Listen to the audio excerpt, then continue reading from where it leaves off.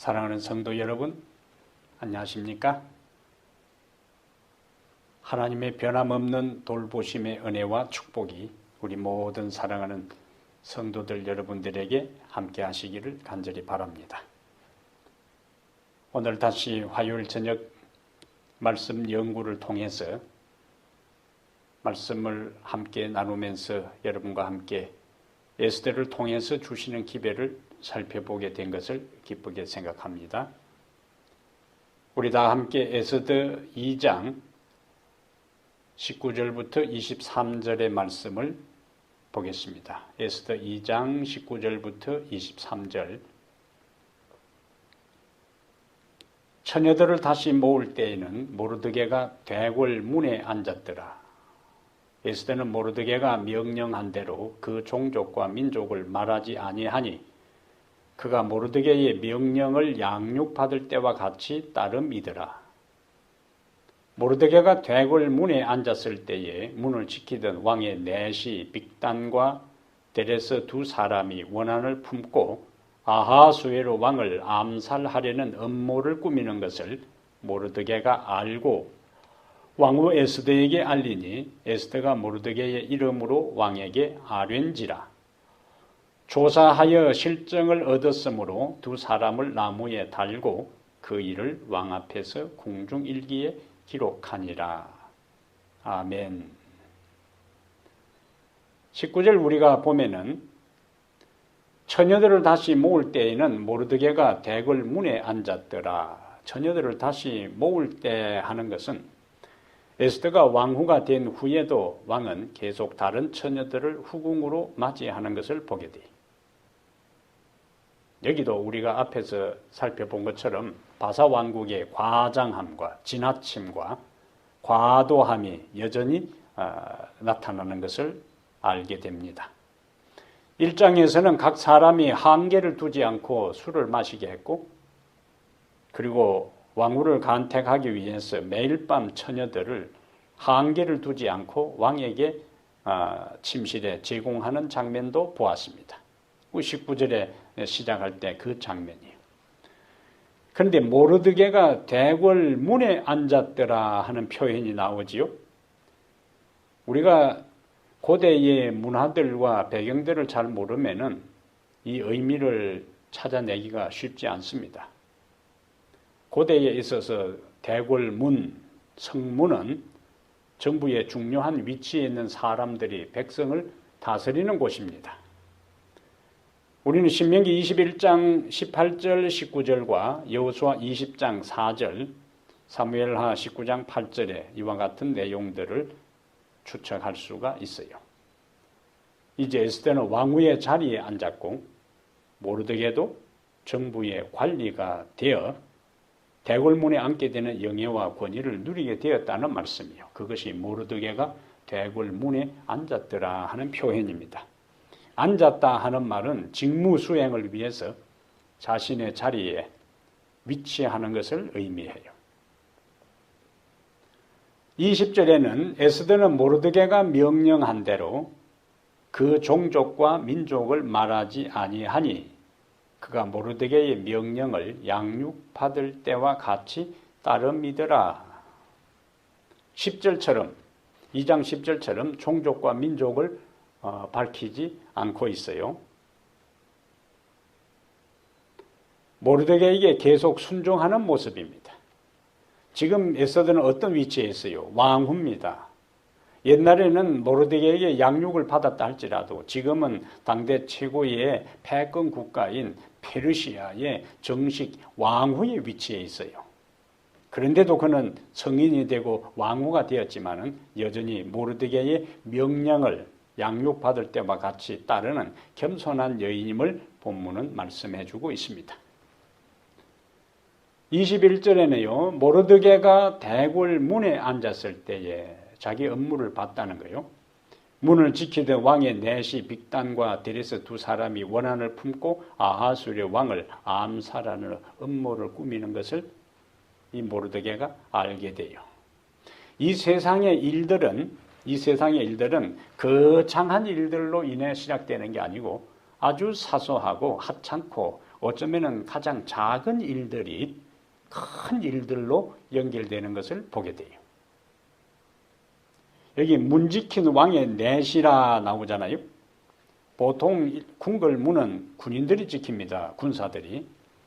대궐문을 지키는 두 사람이 자신의 근무지를 이탈해서 왕의 침실까지 가서 왕을 암살하는 것은 불가능한 일입니다. 그래서 여기서 문은 왕의 침실과 가까운 대궐의 어떤 문으로 봐야 이해할 수 있어요. 왕의 침실과 가까운 문을 지킨다는 이야기는 왕으로부터 절대적인 신임을 받는 사람들이었다는 거예요. 그런데 그들이 왕을 암살할 계획을 세우는 것을 모르드게가 알고 에스더에게 알렸고 에스더는 모르드게 이름으로 보고해서 사건을 처리합니다.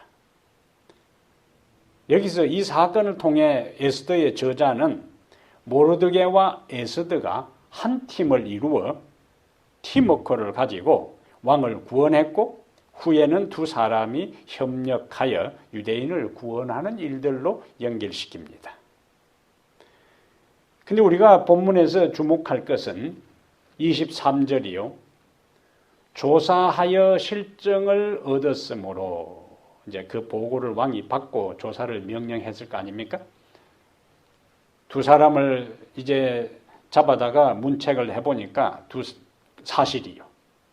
두 사람을 그래서 나무에 달고 그 일을 왕 앞에서 궁중일기에 기록하니라. 원래는 사건이 어떻게 진행되어야 맞을까요? 두 사람을 나무에 달고 그리고 그 일 때문에 왕이 모르드게에게 포상을 내리고 그 다음에 또 승진시키고 이렇게 장면이 전개시켜야 자연스럽습니다. 그런데 보상은 언급하지 않은 채 사건은 일단락돼요. 왕의 생명을 구하는 큰 공을 세웠지만 그에게 주어진 대가는 아무것도 없었습니다. 성경 기록 자체만을 볼 때는 엄청난 암살 모의는 그냥 두 사람의 처형으로 일단락되어요. 여기에 나무에 달고라는 표현은 후에 7장 10절에 하만을 나무에 다하는 것하고 의미가 연결됩니다. 어쨌든 모르드게는 왕을 암살 위험에서 왕의 생명을 건져준 혁혁한 공을 세웠지만은 아무런 상을 받지 못하고 단지 왕의 앞에서 궁중일기에 그 사실을 기록한 것으로 마칩니다. 어떤 이유인지는 모르지만은 왕은 상을 내리지 않았고 그리고 그 사건은 그냥 지나갑니다. 이러한 장면은 요셉의 이야기하고 같이 오버랩되는데요.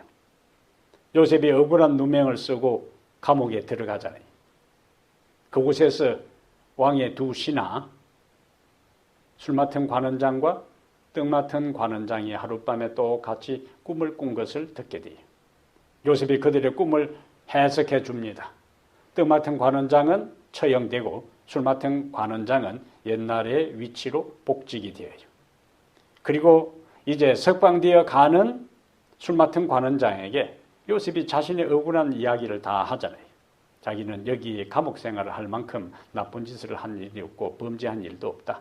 그래서 나가면은 제발 왕에게 자주 최측근으로서 자주 왕을 만날 때에 내 억울한 이 사정을 좀 이야기해줘서 내가 이 감옥에서 빨리 나가게 해달라고 신신당부했을 것입니다.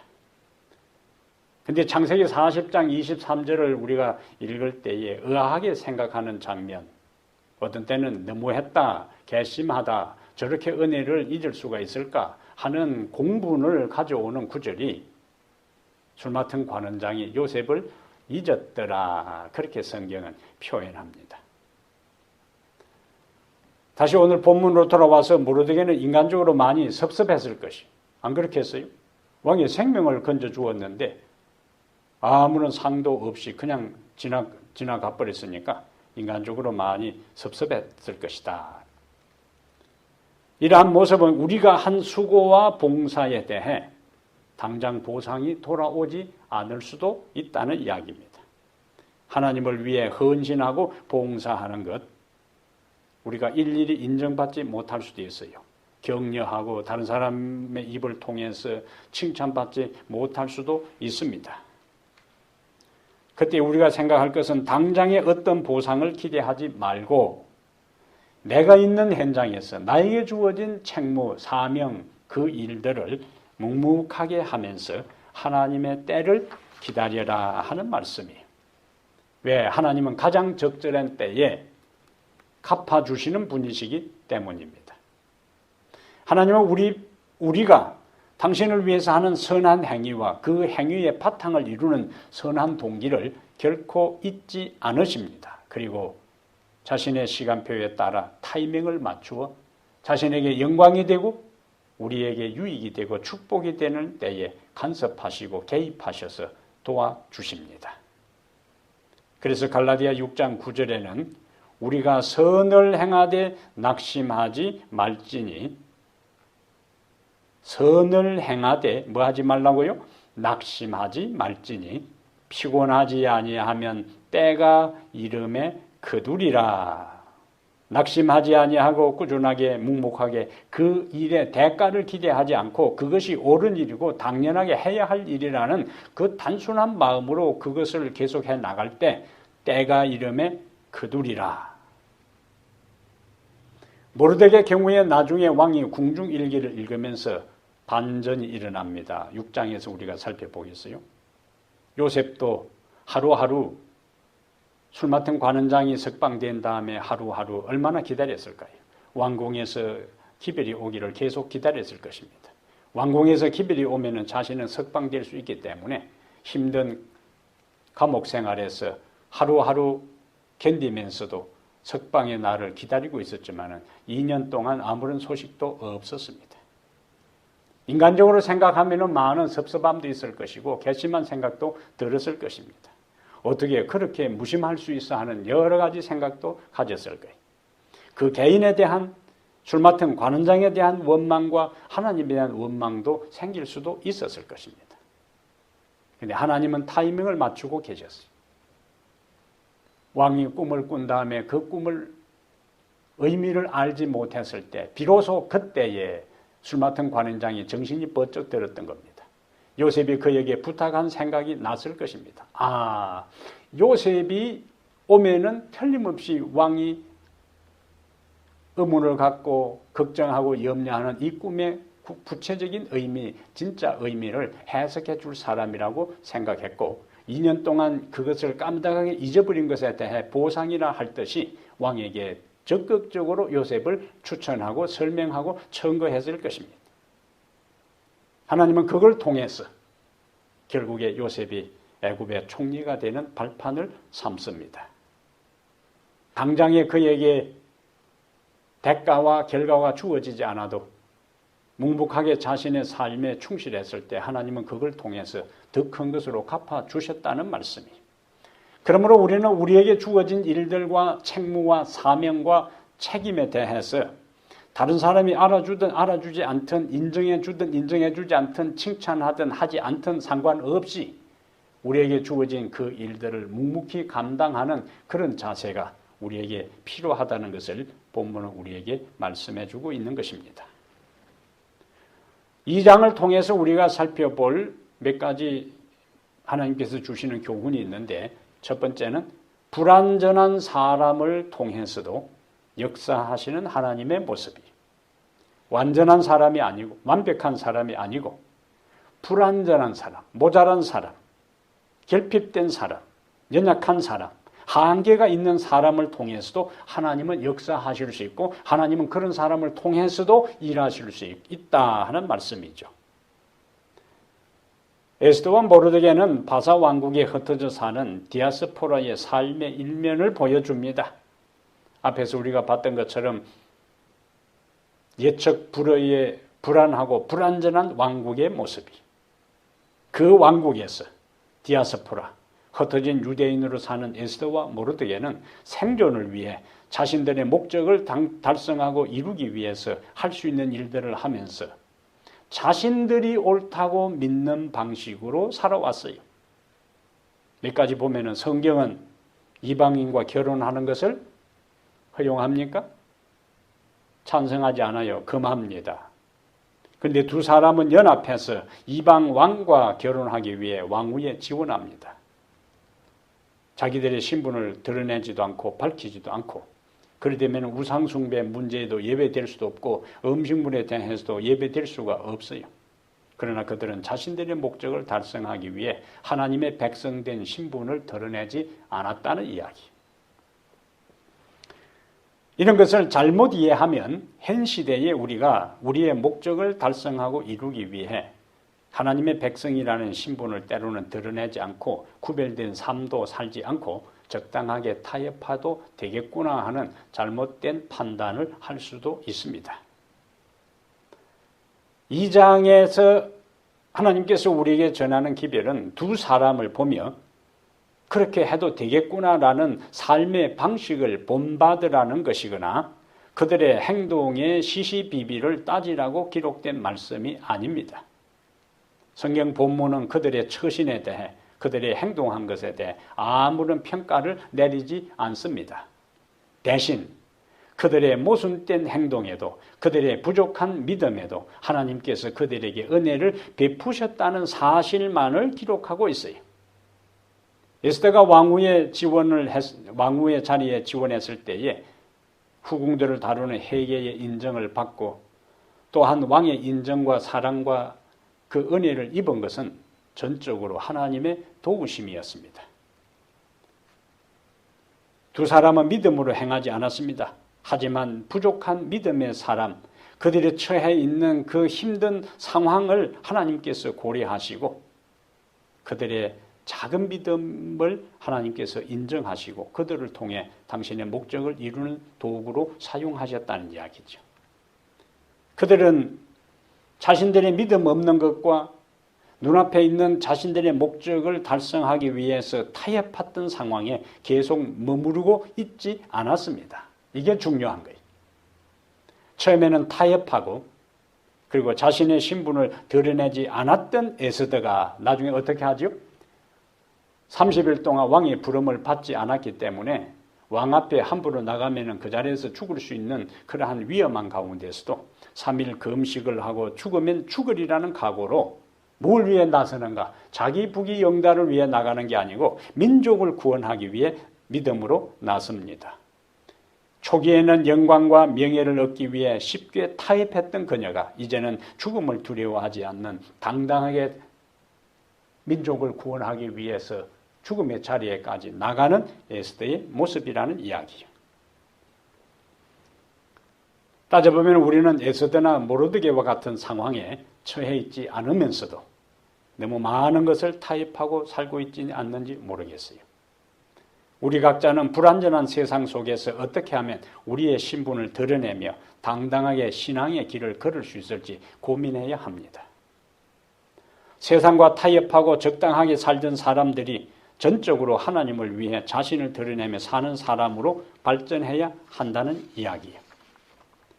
자신의 연약함을 핑계삼아 헌신을 주저하던 사람들이 이제는 하나님을 위해, 주님을 위해 헌신자로 나서야 할 때입니다. 두 번째로 에스더 2장이 우리에게 던지는 메시지는 주어진 상황에서 최선을 다하라 하는 메시지. 주어진 상황에서 최선을 다하라.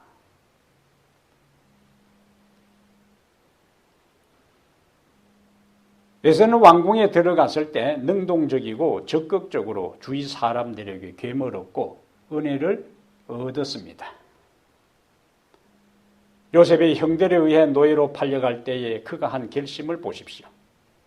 부자 선지자 214페이지에는 어떤 환경에 처하더라도 하늘왕의 신민답게 행동하며 하나님께 충성을 다하리라는 고귀한 결심으로 그의 영혼은 감동되었다 그랬어요. 그는 한 마음으로 하나님을 섬기며 그의 운명의 시련을 인내로 당하며 날마다의 의무를 성실하게 수행하고자 했습니다. 그 결과가 창세기 39장 1절부터 6절입니다. 만약에 요셉이 노예로 팔려온 다음에 힘든 일을 할 때마다 그의 형제를 원망하고 주변의 동료들하고 걸핏하면 싸움질이나 했더라면 요셉의 인생은 비극으로 끝나고 말았을 거예요.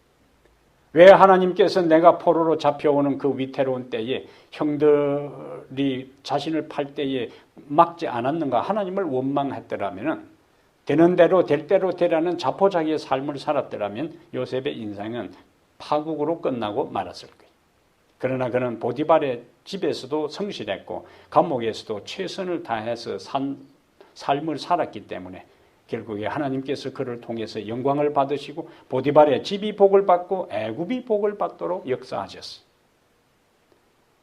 열왕기하 5장에 나오는 아람의 군대 장관 집에 포로로 잡혀간 어린 소녀를 한번 생각해 보세요.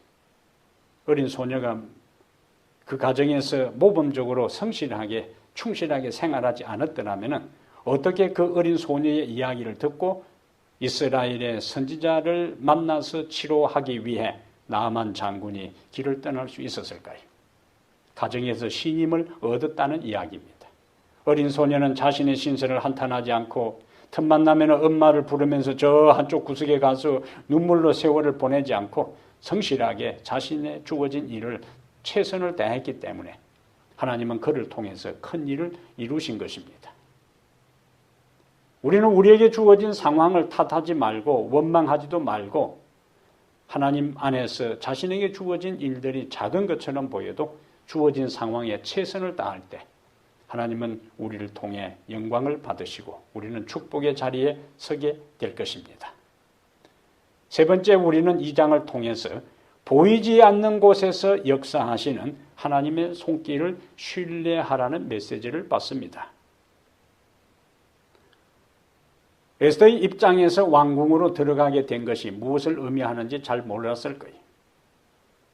그러나 그에게 주어진 사명은 막중한 것이었습니다. 에스더 전체 1장부터 10장까지 하나님의 이름이 한 번도 나오지를 않아요. 그러나 배후에서 하나님은 묵묵하게 자신의 뜻을 성취시켜 나갑니다. 하나님과 친밀한 관계 속에 살았던 분들은 에스더 전체의 흐름 속에 하나님이 드러나지 않은 것처럼 하나님을 평소에 열심히 믿고 섬겼던 사람들도 하나님의 임재가 없는 것 같은 영혼의 어두운 밤이 있었습니다. 심지어 예수님도 십자가 위에 돌아가실 때에 마태복음 21장 46절에 나의 하나님 어찌하여 나를 버리셨나이까 절규하는 모습을 보게 돼요. 숨어 계신 하나님이라 그래요. 숨어 계신 하나님에 대한 고백은 이스라엘 민족의 멸망을 경험한 이사야 선지자를 통해 분명히 전해집니다. 이사야 45장 15절에 구원자 이스라엘의 하나님이여 진실로 주는 스스로 숨어 계시는 하나님이시니이다. 이사야는 이스라엘 백성들이 우상 숭배로 멸망하고 바벨론 포로로 끌려가게 될 것이라고 예언해요. 믿음의 사람들은 회복을 간구했으나 멸망당하도록 내버려 두시는 하나님은 그들에게 숨어 계시는 하나님으로 비춰졌습니다. 하나님은 숨으심으로 자신을 드러내십니다. 역설적인 표현이지요. 그의 숨으심은 인간에게 완전히 도피하는 것이 아니라 오히려 우리보다 더 위대하신 계획과 능력으로 역사하십니다. 하나님이 숨어 계시는 이유는 하나님이 자신을 드러내지 않은 것처럼 보인 것은 하나님은 캄캄한 가운데 자신의 모습을 감추고 드러내는 것처럼 보이는 것은 우리가 믿음으로 하나님을 알아가기 원하기 때문입니다. 하나님께서 만일 이 땅의 모든 사람에게 단순히 자신의 존재를 알리기만 원했다면 자신을 숨기지 않았을 것이죠. 하나님께서 숨어 계시는 기간은 우리의 믿음이 자라는 기간입니다. 하나님께서 숨는 이유는 인간에게 발견되기 위함입니다. 우리가 시골에서 숨바꼭질을 어릴 때 하잖아요. 숨바꼭질을 할 때 완전히 숨어버리면 재미가 없어요. 적당한 때에 발각되는, 발견되어야 재미가 있습니다. 그리고 또 다시 역할을 바꾸어서 그렇게 하잖아요. 어떤 때는 꼭꼭 숨어서 아무도 못 찾으면 재미가 없어서 적당하게 나와서 내가 여기 숨어 있다 하는 것을 신호를 보내요. 하나님께서 그렇게 하십니다. 그래서 독일의 한 신학자는 하나님은 먼 곳에 숨어 헛기침을 하면서 자신의 위치를 드러내는 사람과 같다라고 표현합니다. 그것이 이사야가 말씀하신 숨어 계시는 하나님의 의미예요. 고난은 때로 하나님께서 자신의 위치를 살짝 알려주는 것과 같습니다. 수많은 사람이 고난의 자리에서 하나님을 만났습니다. 하나님은 자신이 발견되기를 기다리십니다. 숨어 계시는 하나님을 만날 때 믿음은 더욱 강건해질 수 있습니다. 그러므로 사랑하는 여러분, 우리의 삶에 하나님이 먼데 계시는 것처럼 보이고 하나님은 내 인생에 무관심한 것처럼 보이고 하나님은 우리의 인생에 간섭하지 않은 것처럼 보이는 그 순간에도 하나님께서 여전히 우리와 함께 하신다는 그 사실로 인해서 우리 하나님께 감사하고 우리 하나님께 영광을 돌리는 축복의 사람들이 되기를 바랍니다. 절대로 하나님은 우리에게 무관심하지 않습니다. 숨어 계시는 것처럼 보이지만 하나님은 소리 없이 당신의 역사를 이루어 가셔요. 뜻을 성취해 갑니다. 에스더서에 드러나지 않는 하나님이 결국 이스라엘을 구원하신 것처럼 우리의 인생에 무관심한 것처럼 보이던 하나님, 멀리 계시는 하나님, 듣지 않으신 것처럼 보이는 하나님은 자신의 뜻을 묵묵히 성취시켜 가신다는 것을 알고 그분을 신뢰하고 믿음의 길을 걸어가게 되기를 축복합니다. 함께 기도합니다. 우리 하나님 아버지,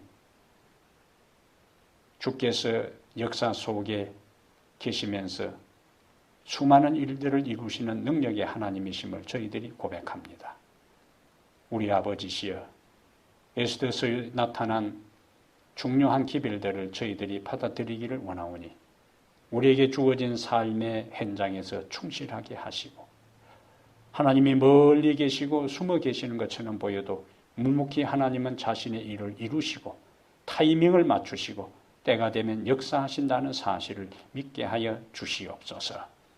이 혼란하고 암담한 때에 하나님 우리 가정들과 우리 성도들과 생업들과 모든 위기로부터 우리를 보호하여 주시고 이러한 위기의 때에 더 숨어 계시는 하나님을 찾고 고난 중에서 하나님을 의지하여 마침내 역사를 이루시는 주님의 영광을 다 경험하는 저희들 되게 하여 주시옵소서.